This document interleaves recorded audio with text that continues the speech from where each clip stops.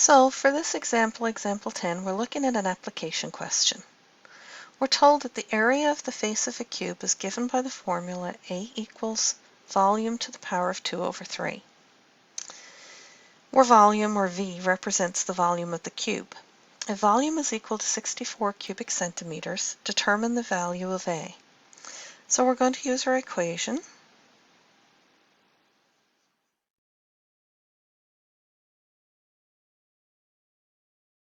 And we're going to substitute in the 64 for our volume.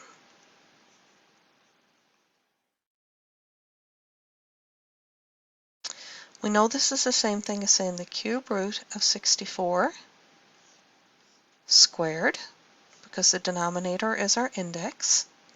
The cube root of 64 is 4, and 4 squared is 16. So the area is 16 centimeters squared, because we know the area is measured in square centimeters, whereas volume is measured in cubic centimeters.